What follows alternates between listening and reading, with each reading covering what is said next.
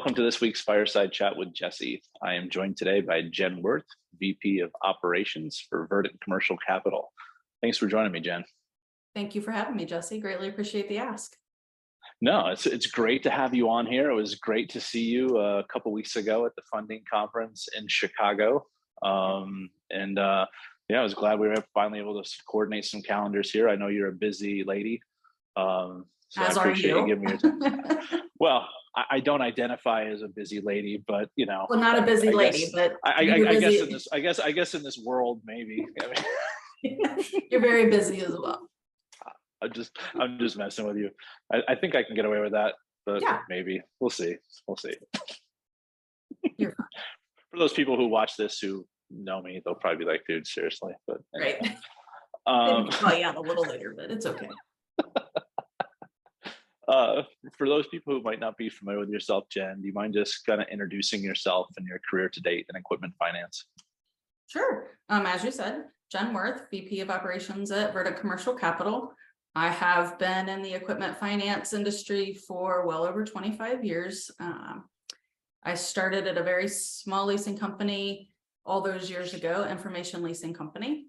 Small independent, bought by many banks over the years, and in my career there is PNC Equipment Finance. I've done pretty much anything and everything in the equipment finance industry. Started out back office onboarding contracts, moved over to the origination side with documentation, and ended there managing a very large group within the commercial middle market documentation space. So not a stranger to all of it, and probably love it more than I probably should, but it's okay. All the years ago when I needed a job, went to a headhunter, found the job, and basically learned everything I could, and they were willing to teach everything they could teach. So having to work with those gentlemen, Mike Rooney was part of that original ownership, and of course, he's here at Verdant today. So, well, I mean, you had quite a few personalities at your first, equipment finance company too. So we did a lot. You just gotta say that. Have you always been in the Cincinnati area? Yes, I live in Kentucky, so I'm about 30 minutes south of the greater Cincinnati area. Born and raised here in Kentucky, raised my family here in Kentucky. I have siblings all over. My sister actually is in Germany right now, getting ready to come home from the Army and retire. So we'll be visiting her here in the summer. And then, everybody pretty much within an hour, my siblings and myself. So it's kind of nice. Well, especially we're at that part of Kentucky. I mean, you have the bourbon barrel ale. I mean, that's like liquid nectar.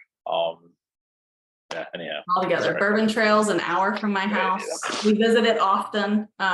It's great to go down, especially with the spring and summer coming. It's just, there are beautiful areas down there. The horse park out of Lexington. And so, we love to travel. And so on the weekends, sometimes people say, you literally drove an hour to go have lunch somewhere. And I'll go, yeah, my husband found this place and it's only an hour. So why not? Right. And then, back in December, we had the master blender for Buffalo Trace. Had like a private event out here, and we got to go and try some of that stuff. And I did not know the origination of Buffalo Trace, and that is, I think that's right on the water right there between Ohio and Kentucky. Buffalo Trace is, they are out of Louisville. They are just, I want to say, east of the area, and they do a fantastic job. They have a very beautiful facility that is probably one of my favorites. Sorry to get off topic there. It's okay. I love bourbon, so it doesn't really matter. I mentioned burban. It's like, we can just try to talk about this for a couple hours bourbon here. So, absolutely. So, so you've been on the origination side, you've been on the operations side. Any preference in regards to where do you enjoy being in an organization, Jenn? I do like being in the operations side. I like being able to see it all. in the big picture of it all, and to be able to see where our biggest impacts can be gained, where we might have inefficiencies that we can grow from. So I do like being in the operations role. It feels home to me, and it's just an area where you collaborate with everybody. So what's it like when you have the sales, because we're all unique, right? As salespeople, Yeah, when we always come to you and because you're the lady that needs to make everything happen, right? of course. We'll just take that. Mike might differ, but I'll say yes. It's like, hey, I have an idea. And it's like, come on, not today, not today. It's awesome. So real quick, do you mind introducing Verdant Commercial Capital? Sure. Verdant Commercial Capital has been around since July of 2017 when we were originally set forth. I think we did our first deal maybe October, November of that year. So just a little on the over 5-year mark. Today we have roughly 80 employees. Didn't start with that many, obviously, but today we have roughly 80, and we kind of go coast to coast. We have sales offices from California all the way out to New York. We have what we'll call our main office, headquarter office is in Cincinnati, Ohio. And then we have several little hub offices, Dallas, Texas, Monrovia, California, Minnetonka, Minnesota, I should say. And out of those, we do have operation people. So we have documentation credit in the Minnesota office. We have documentation and sales out in Monrovia. Dallas is just sales out of that office. And then again, at headquarters, there's everybody. And we do have people who work remote from their homes. We don't, shy away from that. Just because everybody can't be in a home office these days doesn't mean they can't be productive. So we've got a great group of people. No, absolutely. And I've seen some of the talent that you guys started the organization with and the people that you brought on over the years. You definitely have built a powerhouse there. And I think I don't have the Monitor independent rankings in front of me right now, but I want to say you guys were well up there. It's number 6. Yes. All right. So congratulations on that. Awesome. And then from industries that you guys focus on, is it micro, small, middle, large, all over the board? We're mainly in the middle market space. We feel that that's our biggest impact. So we have some small ticket, but our average ticket size is about 150,000 on the average. And we like that space. It fits us really, really well. We've got multiple diversities in the market within our industries, anything from industrial to technology to tow trucks.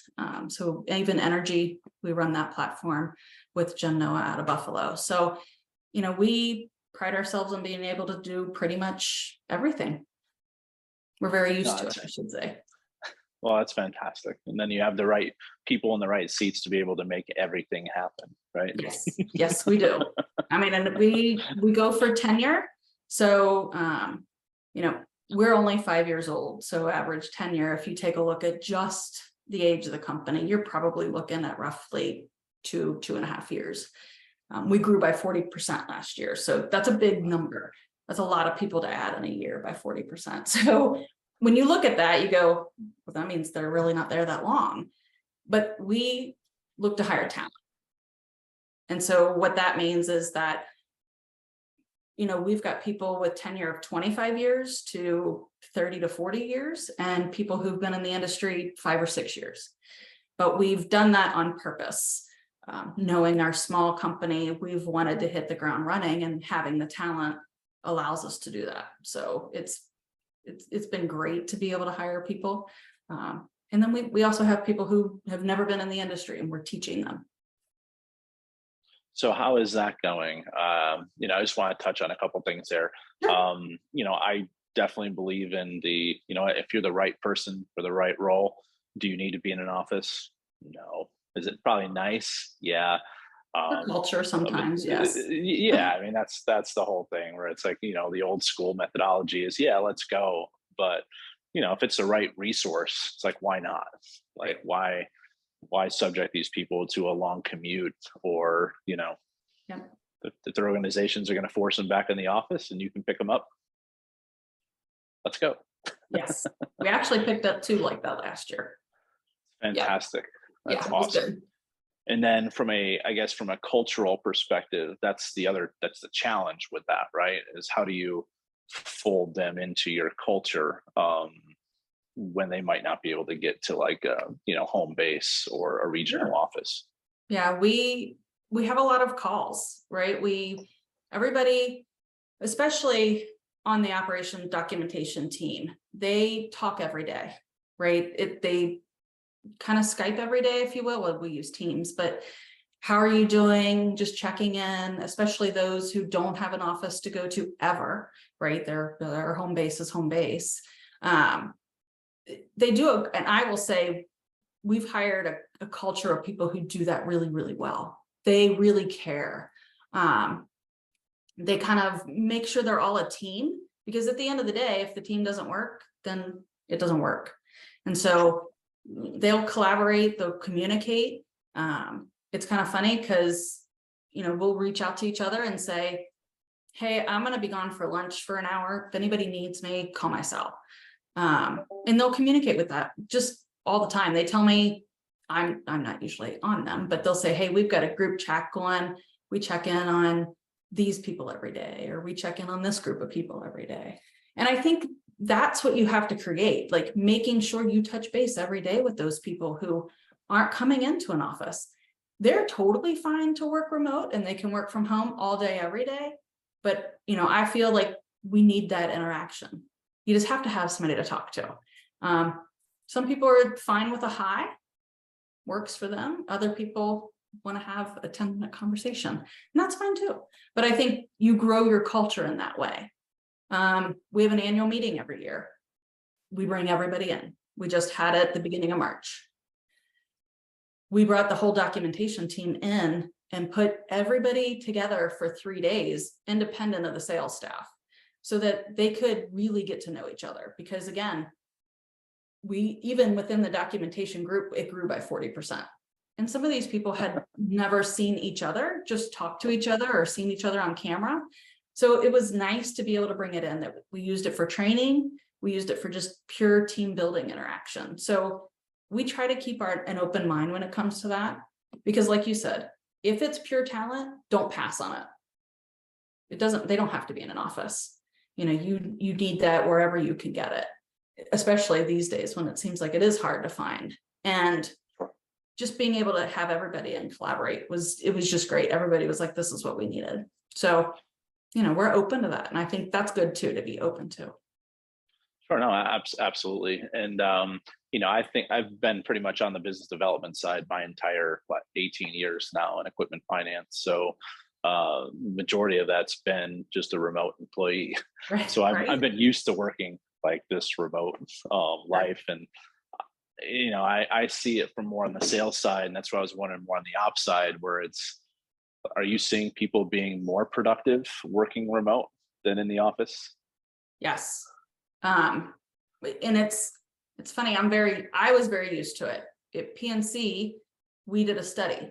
We had people who did drive an hour every day to the office. And my team was because we had the largest team involved in the study of, can we commute? Can we work remote a day or two a week and still be as productive minimally, right, in the office as you were remote? And they were overwhelmingly surprised by the results. It was 100% an increase in productivity. We gained hours people didn't drive. We gained time people weren't, not chit-chatting in the office is not bad at all, but we saw a higher increase in productivity. And by the time I left, they were working 2 days a week, pre-pandemic, obviously. And it's just, so the transition for most of that team, and I keep in touch with a lot of those individuals, when the pandemic hit, it was an easy transition for them because they were already remote. So they were very used to it. No, that makes sense. I mean, if anything, there's almost that concern where it's like, are people working too many hours? Yeah. And that's where it's like, okay, I know you can keep going. It's almost, you can take your cell phone anywhere, or you can answer an email anywhere. Right. What do you do if you find like people, they're just like not putting it down? Yeah, we've had a few, and we kind of have a conversation, like, you need your time. And, taking care of you is number one priority for us. That's our kind of, I'll say my motto definitely for anybody that I work with directly. It's take the time you need for you. This job will be here tomorrow. I promise you. We have deadlines to hit, but it will be here tomorrow when you get back in. So, I really push them to take the time, and they do. And they really come back to me and say, thanks for just, and sometimes I'll be like, hey, I'm thinking something's going on. You want to log off early today? And they're like, I do have a lot going on. I'm like, fine, I'll see you tomorrow. Those kind of things. And I think when you touch base more often, you don't lose that. Sure. No. And that, it's an admirable trait as a leader. Because I think people typically don't be proactive, or show like that empathy towards, their, I guess, people that will work for them. And I had a good mentor who kind of up and coming, as I was up and coming, she really was, take care of yourself. It'll be here tomorrow. There's no sense in working the extra hours. It's just do what you can do. Want to work a little over, fine, but you don't need to kill yourself. And I was like, oh, so someone else cares. So it's empathy given is empathy shown, I think. So that works. Sure. No, and that was one of the things that I was noticing over those 2 years where people were more remote, is I'd see people working at like 10 or 11 o'clock at night. And now granted, I can't do hands-on keyboard coding or configuration or some of that stuff. That's, I'd be a liability if I was the one doing that. But it's, it's asking the questions where it's like, hey, what are you doing? Sure. And then like just jumping on a Teams and saying, hey, I'll be here with you while you're doing that. If you really have to meet a deadline, if I'm too confusing or if I'm too distracting, let me know. Right. And we do the same thing. Somebody will say, hey, I'm going to log off today at 3. You might see me back on at 6. I just got a few things to do, but I need to run some errands before, end of day hits or the bank closes or, whatever the case may be. And sure. That's fine. I usually just say, just don't be on too long, right? I want to make sure you're having your family time. So I'm going to switch gears a little bit here. Sure. And pull this thing up. See if I can get nice. Get really close there. Let's see if I get nice and close there.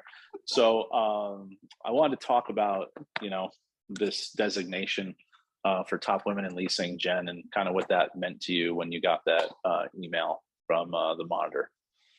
It was, for me, it was almost emotional. Been in it a long time. And to receive the recognition I was grateful, right? We oftentimes do this and not always noticed if we get noticed, right? Not only just by our peers, but even by the people you work with. And so I was very appreciative to even have the nomination, let alone the designation. So it meant a lot to me. We do a lot of work, so it was good to see that all the women are recognized in the industry. And it's good to see, being in the industry 2+ decades, where women have come sure. in the industry, right? Where we get to sit today, and that wasn't there 25 years ago. So to be one of 50, and actually that's the 4th year. So, one of 200 is amazing. I think it's great. Well, and it's definitely well-deserved. And, what you just mentioned brings up another point. So if you've been, you started in leasing when you were 15, and Yes. You've been in here for 2 decades. So as you now go to some of these conferences, like even the funding conference, last year it was overlapped with the women's conference. Yes. So I think that kind of skewed some of the, the demographic. Mm-hmm. But this year it was 2 separate tracks. And obviously there was less women at the funding conference because it wasn't overlapping. But I still thought there was a good amount of females in attendance at the funding conference, which was not traditional when I got in this industry 18 years ago. Correct. And I would agree. You start to see, or we have definitely started to see, more women attending the conferences, more women having those leadership type conversations. And it's great to see, because yes, 20 some odd years ago, it wasn't. And even 15 years ago, it really wasn't. You know, still really breaking down the stereotypes and things like that are there, but you know, it's trying to bring new people into the industry. It's funny because they notice, you know, people who have never been in this industry before have come up and said, oh, there's a lot of male presence, you know, at these conferences. Or is it the blue suits, the blue suits in the room? And it's like, you know, people who go, where's the diversity? You know, where does it sit? And I will say Alpha's done a great job at diversity and including things, just everyone within the industry being included. But, you know, I sit back and I go, you should have seen it, you know, years ago. You think there's minimal now, there was no one then. It was a dominated male industry. So it's definitely changed. And for me, it's for the better, because the more diversity you have, the better you grow. Sure, absolutely. Well, and it's also organizations like Verdant who put women forward Yes. at these conferences. Because what was I say? Was it Jennifer, Amanda, and yourself? Yes. So that's great attendance there from one organization attending one of these conferences too. So yes, and we appreciate that they allow us to do it, because we do put Verdant's name out there, and we are there to really show who Verdant is, and it is this diverse company. Well, trust me, if I'm a sales professional trying to pitch a program to a potential partner, I'd want you sitting next to me, because all I'm doing is talking. You're the one that's going to actually make it happen. We'll take that. That works. You know, I just wanted to switch gears a little bit there. So sure. What were your thoughts when you first got into equipment finance? Like when you went to your first conference, you know, do you remember what the first conference was that you went to? No. No. It's been a long time ago. I remember it being overwhelming. I do remember thinking, there's not a lot of women that here. There's not a lot of, you know, people that look like me. Kind of, what do I do? And that first one, I was quiet. I sat back. I just listened. I took it all in. Equipment finance for me was something I never even knew existed when I got into the industry. So it was like, what is this? This is a lot, right? Those were my very first impressions, but I did learn a lot just by sitting back and listening. You do learn, because it's easy to do. It just watch people, listen. Everybody's talk is different. What we mean, sometimes our lingo is different, even in this industry.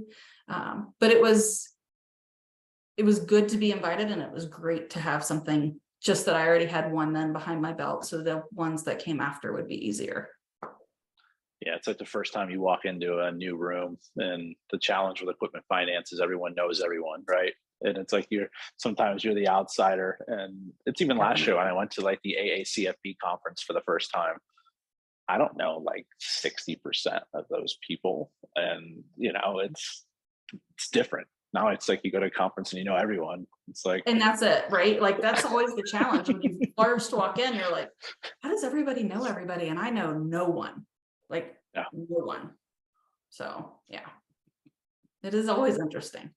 It's always interesting. And then, you know, some of these industry relationships that you've built over your time in equipment finance, like what do they mean to you as far as, you know, your day to day and kind of your just career, Jen?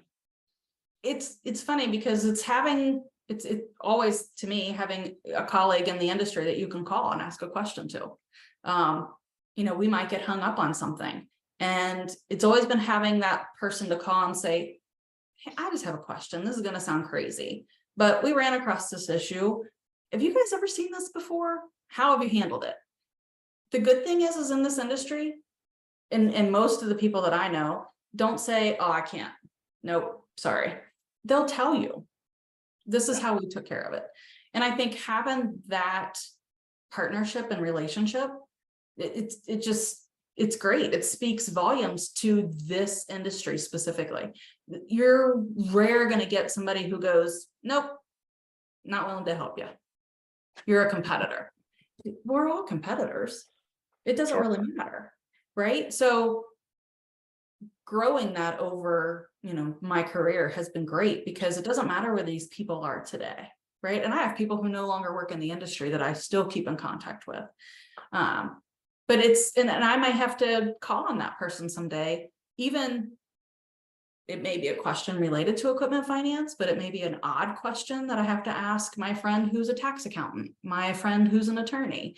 It's just, they're not here anymore, but it may be an odd question that we can bring up and ask each other. So that's just been great to have that over the years and keep in touch with people. And like you said, everybody knows everybody. And once you start to know everybody, it just helps. We went through many, many years ago, basically, we were bought by a bank and we went through a period where we had to let people go. Having that industry knowledge, we were able to reach out to people and say, hey, are you hiring? Got somebody for you. Place those people where they, could be very beneficial to somebody.